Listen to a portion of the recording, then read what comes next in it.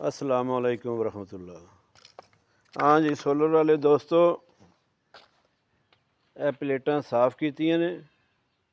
ਤੁਸੀਂ ਦੇਖ ਸਕਦੇ ਹੋ ਕਿ ਸਰਦੀਆਂ ਦੇ ਵਿੱਚ ਕੰਮ ਵੈਸੇ ਹੀ ਘੱਟ ਹੋ ਜਾਂਦਾ ਹੈ। ਪਲੇਟਾਂ ਕਰਦੀਆਂ ਨੇ ਕਿ ਤਵਾਨਾਈ ਘੱਟ ਮਿਲਦੀ ਹੈ, ਰੋਸ਼ਨੀ ਬਹੁਤ ਕਮ ਹੁੰਦੀ ਹੈ।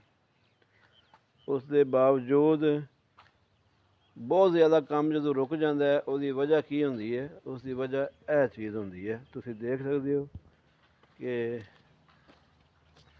ਅੱਜ ਅਸੀਂ ਤਕਰੀਬਨ ਕੋਈ ਮਹੀਨੇ ਡੇਢ ਬਾਅਦ ਉੱਤੇ ਛੱਤ 'ਤੇ ਆਏ ਹਾਂ, ਦੇਖਿਆ ਪਲੇਟਾਂ ਦੀ ਹਾਲਤ ਕਿਆ ਦੇਖਿਆ।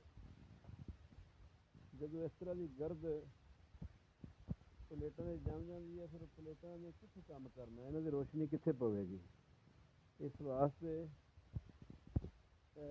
ਮਾਮਲਾਤ ਹੋ ਜਾਂਦੇ ਨੇ ਕਿ ਬਿਲਕੁਲ ਉਹ ਜਿਹੜੀਆਂ ਚੀਜ਼ਾਂ ਜਜ਼ਬ ਕਰਦੀਆਂ ਨੇ ਇਹਦੀਆਂ ਰੋਸ਼ਨੀ ਨੂੰ, ਉਹਨਾਂ ਦੇ ਉੱਤੇ ਤੇ ਇਹ ਧੂੜ ਮਿੱਟੀ ਚੜ੍ਹ ਚੁੱਕੀ ਹੈ।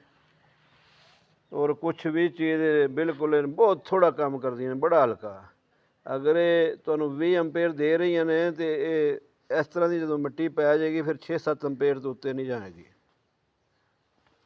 ਇਸ ਵਾਸਤੇ ਆਪਣੀਆਂ ਪਲੇਟਾਂ ਨੂੰ ਚੈੱਕ ਕਰਕੇ ਅਤੇ ਉਹਨਾਂ ਦੀ ਸਫਾਈ ਕਰਨੀ ਬੜੀ ਜ਼ਰੂਰੀ ਹੈ। ਇਹ ਕੀਤੀ ਹੈ ਸਫਾਈ ਪਾਣੀ ਦੇ ਨਾਲ ਸੁਬਹ। ਹਾਲਾਂਕਿ ਇਹ ਵੀ ਬਿਲਕੁਲ ਸਾਫ਼ ਸ਼ਫਾਫ ਨਹੀਂ ਹੋ ਸਕੀਆਂ, ਮਗਰ ਕਾਫੀ ਹੱਦ ਤੱਕ ਬਿਹਤਰ ਹੋ ਗਈਆਂ ਨੇ।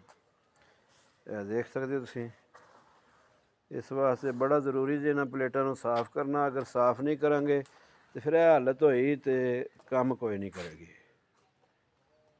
ਅਤੇ ਅਗਰ ਕੰਮ ਕੋਈ ਨਹੀਂ ਪਲੇਟ ਕਰੇਗੀ ਤਾਂ ਇਹਦਾ ਰਿਜ਼ਲਟ ਬਿਲਕੁਲ ਜ਼ੀਰੋ ਹੋ ਜਾਏਗਾ। ਇਸ ਵਾਸਤੇ ਆਪਣੀਆਂ ਪਲੇਟਾਂ ਦਾ ਖਿਆਲ ਕਰਿਆ ਕਰੋ। ਮਹੀਨੇ ਦੇ ਵਿੱਚ ਇੱਕ ਵਾਰੀ ਆਪਣੀਆਂ ਪਲੇਟਾਂ ਨੂੰ ਚੈੱਕ ਕਰੋ, ਉਹਨਾਂ ਦੀ ਸਫਾਈ ਦਾ ਖਿਆਲ ਕਰੋ, ਤਾਂ ਕਿ ਤੁਸੀਂ ਆਪਣੇ ਇਸ ਕੰਮ ਨੂੰ ਜਿਹੜੀ ਤੁਸੀਂ ਤਵਾਨਾਈ ਲੈਣੀ ਹੈ, ਤੁਹਾਡੇ ਘਰ ਦੀ ਜ਼ਰੂਰਤ ਪੂਰੀ ਕਰਦਾ ਪਿਆ ਸੋਲਰ, ਉਹ ਦਰੁਸਤ ਤਰੀਕੇ ਨਾਲ ਪੂਰੀ ਕਰ ਸਕੇ ਔਰ ਆਪਣਾ ਮੁਕੰਮਲ ਕੰਮ ਪੂਰਾ ਕੰਮ ਦੇਣ। ਬਹੁਤ ਸ਼ੁਕਰੀਆ ਜੀ।